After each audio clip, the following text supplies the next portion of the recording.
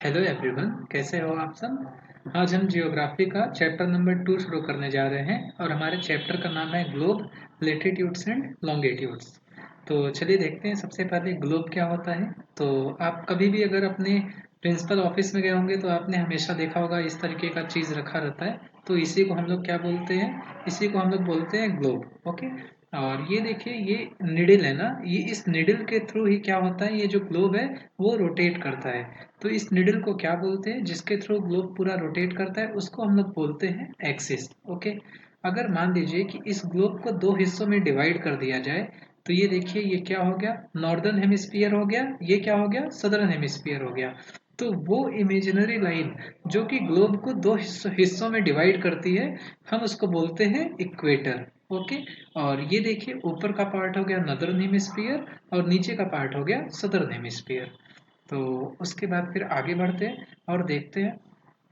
देखिए, ये इक्वेटर है ना, इक्वेटर के पैरेलल में जितने भी लाइंस हैं, हम उनको क्या बोलते हैं, हम उनको बोलते हैं पैरेलल ऑफ लैटिट्यूड्स। ओके। ये इक्वेटर है, ये भी क्या है, ये भी एक लैटिट्यूड है, और ये 0 डिग्री लैटिट्यूड को शो करता है। जैसे जैसे हम ऊपर की तरफ जाएंगे तो क्या होगा, ये 10 डिग्री, फिर 20 डिग्री, फिर 30 डिग्री, एंड फाइनली जब हम सबसे ऊपर पहुंचते हैं तो ये क्या होता है, ये 90 डिग्री लैटिट्यूड होता है। और 90 डिग्री लैटिट्यूड जो है वो नॉर्थ पोल को शो करता है। उसी तरीके से जब हम 0 डिग्री से नीचे की तरफ जाते हैं तो क्या होता है कि 90 डिग्री नीचे भी आएगा, तो वो क्या शो करेगा, वो शो करेगा साउथ पोल को। ओके। इक्वेटर जो होता है वो 0 डिग्री लैटिट्यूड को शो करता है। आगे बढ़ते हैं। अब हम बात करते हैं कि कौन कौन से लैटिट्यूड्स होते हैं जो कि बहुत ही इंपॉर्टेंट हैं। तो देखिए, सबसे पहले मैंने आपको बता दिया है कि 0 डिग्री को हम लोग इक्वेटर बोलते हैं। उसके बाद फिर जब हम नॉर्थ साइड में जाते हैं तो 23.5 डिग्री नॉर्थ को हम लोग बोलते हैं ट्रॉपिक ऑफ कैंसर। ओके। अगर उसी तरीके से हम लोग साउथ साइड में जाएं तो 23.5 डिग्री साउथ को बोलते हैं ट्रॉपिक ऑफ कैप्रिकॉर्न। अगेन अगर नॉर्थ साइड में जाते हैं तो 66.5 डिग्री नॉर्थ को हम लोग बोलते हैं आर्कटिक सर्कल। और अगर हम लोग साउथ में जाते हैं तो 66.5 डिग्री साउथ को बोलते हैं हम लोग अंटार्कटिक सर्कल। एंड फाइनली जैसा कि मैंने आपको बताया, 90 डिग्री नॉर्थ लैटिट्यूड को हम लोग बोलते हैं नॉर्थ पोल। एंड यहाँ पे 90 डिग्री साउथ को बोलते हैं हम लोग साउथ पोल। ओके। और आगे बढ़ते हैं। नेक्स्ट टॉपिक है हमारा heat zones of the earth. तो अगर हम जोन्स की बात करते हैं तो हमारे पूरे अर्थ को 3 जोन में डिवाइड किया जा सकता है। पहला जोन कौन सा है, टोराइड जोन है। टोराइड जोन क्या होता है, देखिए, अगर मान लीजिए ये सन है ना, सन कभी भी जो है ट्रॉपिक ऑफ कैंसर और ट्रॉपिक ऑफ कैप्रिकॉर्न के बीच में ही घूमता है। सन जो है कभी भी इसके आगे नहीं जा सकता है या फिर इसके आगे नहीं जा सकता है। सन हमेशा इतने में ही रहता है। तो क्या होगा कि सन की जो मैक्सिमम इंटेंसिटी होगी लाइट की, वो देखिए क्या होगी, यहाँ पे ही होगी, इस जोन में होगी। तो ये जो जोन ऑफ मैक्सिमम हीट है, हम उसी को बोलते हैं टोरॉइड जोन। अब देखिए, अगर मान लीजिए कि सन यहाँ से यहाँ तक ही रोटेट कर रहा है तो सन की इंटेंसिटी थोड़ी थोड़ी कम हो जाएगी। तो यहाँ पे जो टेम्परेचर होगा वो क्या होगा, वो मॉडरेट होगा ना। तो अगर हम नॉर्दर्न हेमिस्फीयर में इस मॉडरेट टेम्परेचर वाले जोन को देखें तो उसे हम लोग बोलते हैं नॉर्थ टेम्परेट जोन। और उसी तरीके से अगर हम लोग सदर्न हेमिस्फीयर में मॉडरेट टेम्परेचर वाले जोन को देखें तो उसे हम लोग बोलते हैं साउथ टेम्परेट जोन। ओके। अब देखिए, सन का जो रेज है वो पूरी तरीके से स्लांटेड हो जाता है जब तक वो 66.5 डिग्री को क्रॉस करता है ना। जब ये पूरी तरीके से स्लांट हो जा रहा है तो क्या होगा, इसकी जो इंटेंसिटी है, इसकी जो एनर्जी है सन की, वो क्या होगी, पूरी तरीके से कम हो जाएगी। जिसकी वजह से क्या होगा कि इस जोन में जो है पूरी, मतलब पूरी तरीके से बहुत ज्यादा ठंडी पड़ती है। और इस जोन को हम लोग क्या बोलते हैं, इस जोन को बोलते हैं हम लोग फ्रिजिड जोन। ओके। आगे बढ़ते हैं और देखते हैं कि हमारा नेक्स्ट पॉइंट है कि लॉन्गिट्यूड्स क्या होते हैं। देखिए, ऑलरेडी हमारे पास लैटिट्यूड था, राइट। ये देखिए, ये पूरे लैटिट्यूड ही शो कर रहे हैं। लेकिन अगर मान लीजिए किसी पॉइंट को, किसी प्लेस को लोकेट करना है, फॉर एग्जांपल एक प्लेस ए यहाँ पे है और दूसरा प्लेस बी यहाँ पे है ना। और ये 23.5 डिग्री लैटिट्यूड है। तो अगर हमें प्लेस ए और प्लेस बी की लोकेशन बताना है तो हम बोलेंगे कि प्लेस ए और प्लेस बी दोनों 23.5 डिग्री लेटीट्यूड पे है। लेकिन अगर हम सच में देखें तो यहाँ का लोकेशन और यहाँ का लोकेशन तो अलग है। तो इसके लिए ऐसा डिसाइड हुआ कि हम जो है लॉन्गिट्यूड्स भी बनाएंगे। और ये लॉन्गिट्यूड्स को हम लोग क्या बोलते हैं, हम इन्हें मेरिडियंस भी बोलते हैं, जो कि क्या करते हैं, अर्थ को डिवाइड करते हैं किसमें, ईस्टर्न हेमिस्फीयर में और वेस्टर्न हेमिस्फीयर में। ओके। और सबसे इम्पोर्टेंट बात ये देखिए, ये जो लेटिट्यूड्स होता है, जब हम लेटिट्यूड्स को ध्यान से देखते हैं तो देखिए जैसे जैसे हम पोल की तरफ मूव कर रहे हैं, इनका जो लेंथ है वो देखिए कम होता जा रहा है ना। लेकिन लॉन्गिट्यूड के केस में देखते हैं तो लॉन्गिट्यूड का जो लेंथ है वो देखिए पूरे इक्वल्स हैं और ये कभी भी कम नहीं हो रहे हैं। लेकिन लॉन्गिट्यूड जब भी हम पोल के साइड जा रहे हैं तो ये देखिए इनके बीच की जो डिस्टेंस है वो कम होती जा रही है। तो ये दो चीज आपको याद रखना है कि लैटिट्यूड का जो है वो लेंथ डिक्रीज होता है जब हम पोल के साइड जाते हैं, लेकिन लॉन्गिट्यूड का क्या होता है, डिस्टेंस जो है दो लॉन्गिट्यूड के बीच में वो कम होता है जब हम पोल की तरफ जाते हैं। ओके, आगे बढ़ते हैं और देखते हैं कि प्राइम मेरिडियन क्या होता है। देखिए एक्चुअली ऐसा था कि जो लॉन्गिट्यूड है ना हमारा, ये इक्वल लेंथ का है, तो ये बहुत ही प्रॉब्लम आ रही थी कि हम लोग काउंट शुरू कहाँ से करें, क्योंकि लैटिट्यूड के केस में तो जो मैक्सिमम था उसको 0 डिग्री दे दिए, उसके बाद फिर हम नॉर्दर्न साइड और सदर्न साइड में मतलब 10 डिग्री 20 डिग्री इस तरीके से डिमार्केट कर दिए। लेकिन लॉन्गिट्यूड जो था वो इक्वल लेंथ का था। तो ये इस प्रॉब्लम को सॉल्व करने के लिए सभी ने ये एग्री किया कि देखिए जहाँ पे ब्रिटिश का रॉयल ऑब्जर्वेटरी लोकेटेड है ना, वहां से हम काउंट को बिगिन करेंगे।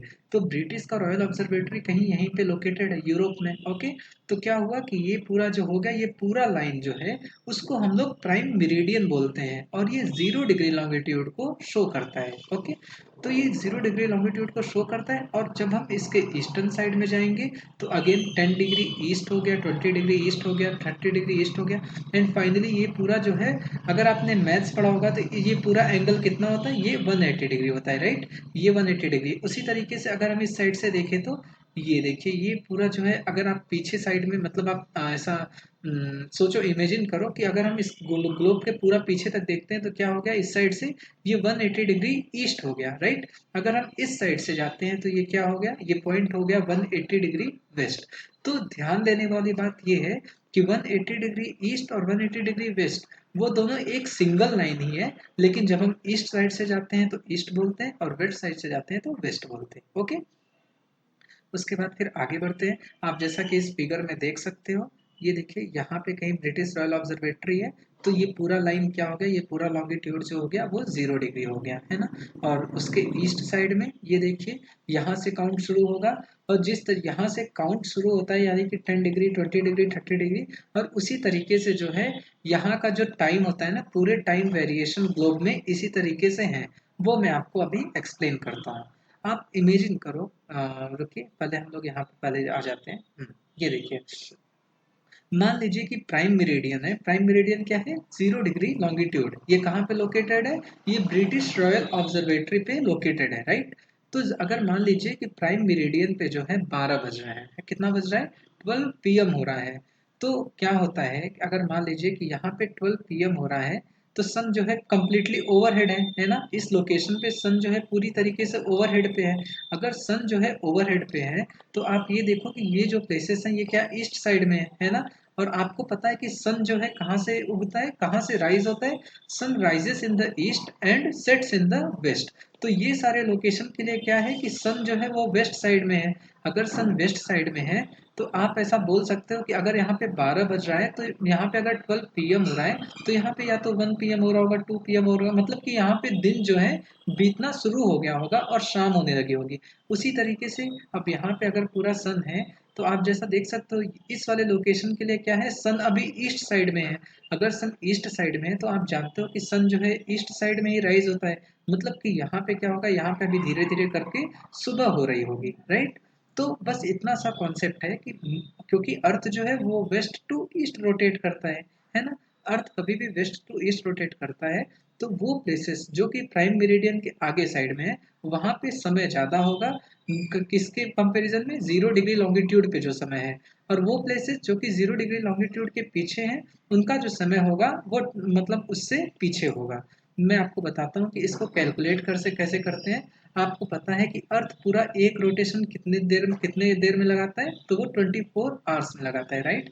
यानी कि अगर मान लीजिए आप, अगर मैथ ये देखिए, कभी भी ये पूरा ऐसे कंप्लीट किया ना तो इसको हम लोग क्या बोलते हैं 360 डिग्री। तो अर्थ अपना पूरा 360 डिग्री कितनी देर में करता है 24 आवर्स में करता है, राइट।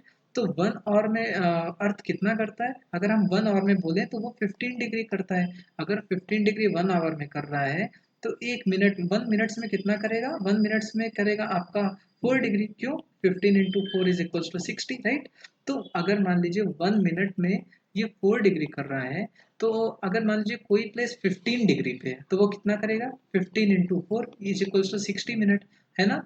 तो कोई भी प्लेस जो कि 0 डिग्री के आगे, मतलब कोई भी प्लेस 15 डिग्री पे है, जो टाइम यहाँ पे हो रहा होगा ना, उससे 1 आवर ज़्यादा टाइम 15 डिग्री पे हो रहा होगा। फॉर एग्जाम्पल ये 0 डिग्री पे अगर 12 बज रहे हैं, है ना, तो 15 डिग्री पे कितना बज रहा होगा, 15 डिग्री पे जो है 1 PM हो रहा होगा। तो आपको ये चीज़ याद रखनी है कि वो प्लेसेस, है ना, वो प्लेसेस जो, अगर आपको ये कॉन्सेप्ट नहीं समझ में आया होगा तो आप कमेंट सेक्शन में फिर से बता देना, मैं इसे और अच्छी तरीके से आपको समझा दूंगा। आपको फिलहाल बस इतना याद रखना है कि वो प्लेसेस जो कि इसके ईस्ट साइड में है, प्राइम मेरिडियन के ईस्ट साइड में है, वहाँ पे टाइम ज़्यादा होता है। और वो प्लेसेस जो कि इसके वेस्ट साइड में, वहाँ पे टाइम कम होता है। क्यों होता है, क्योंकि अगर मान लीजिए यहाँ पे सन है, बहुत ही बेसिक सी बात है कि इन लोगों के लिए क्या हो रहा है, सन जो है वो डूब रहा है, क्योंकि सन जो है कभी भी वेस्ट में डूबता है ना, राइट। तो इन लोगों के लिए सन जो है डूब रहा है, मतलब कि यहाँ का समय ज़्यादा है। अगर यहाँ 12 बज रहा है तो यहाँ पे 5 बज रहा होगा। उसी तरीके से इन लोगों के लिए सन जो है वो क्या है, वो अभी ईस्ट साइड में है। ईस्ट साइड में है तो मतलब कि क्या हो रहा होगा, यहाँ पे समय अभी कम हो रहा होगा। अगर यहाँ पे 12 बज रहे हैं तो यहाँ पे 5 AM हो रहा होगा, ठीक है ना। बस इतना सा कॉन्सेप्ट है। आगे बढ़ते हैं। अब बात करते हैं कि हमारे मतलब स्टैंडर्ड टाइम की ज़रूरत क्यों है। क्यों है वो मैं आपको बताता हूँ। देखिए, इंडिया है ना, इंडिया पे कई सारे लॉन्गिट्यूड्स, ये देखिए इस तरीके से लाइंस पास हो रहे हैं। तो हर एक लोकेशन का जो होगा, यहाँ पे जो टाइम हो रहा होगा उससे थोड़ा सा एक्स्ट्रा यहाँ पे हो रहा होगा, उससे थोड़ा सा एक्स्ट्रा यहाँ पे हो रहा होगा। मतलब यहाँ पे अगर 0 डिग्री पे मान लीजिए 1 बज रहा है, तो यहाँ पे 3 बज रहा होगा से, यहाँ पे 4 बज सकता है, यहाँ पे 5 बज सकता है, यहाँ पे 6, यहाँ पे 7। अगर मान लीजिए किसी ट्रेन को ट्रेवल करना है तो मतलब टाइम का एडजस्टिंग का बहुत प्रॉब्लम होगा ना। और ये एक एग्जांपल के तौर में आप ऐसा देख सकते हो कि गुजरात और यहाँ पे आसाम में, इन दोनों के बीच का जो टाइम गैप है ना, 1 hour 45 minutes का है। तो ये बहुत ही ज़रूरी है कि एक स्टैंडर्ड टाइम हो, ताकि मतलब ऑफिस के टाइमिंग से लेकर के, बस से के टाइमिंग से लेकर के, ट्रेन के टाइमिंग से लेकर के सब कुछ जो है मैच हो, है ना, राइट। तो इसलिए जो है हमारे इंडिया में 82.5 डिग्री ईस्ट को जो है स्टैंडर्ड ये लॉन्गिट्यूड माना है, स्टैंडर्ड मेरिडियन माना है। और यहाँ पे जो टाइम हो रहा होगा ना, वही टाइम पूरे इंडिया में हो रहा होगा। कोई भी इसमें कोई भी वेरिएशन नहीं होगा। इसलिए कई बार ऐसा डिमांड भी किया जाता है कि मतलब ये नॉर्थ ईस्टर्न साइड से कि टाइम जो है हमारा कुछ कंसेशन किया जाए, क्योंकि यहाँ पे जो है सन जो है जल्दी सेट सेट हो जाता है।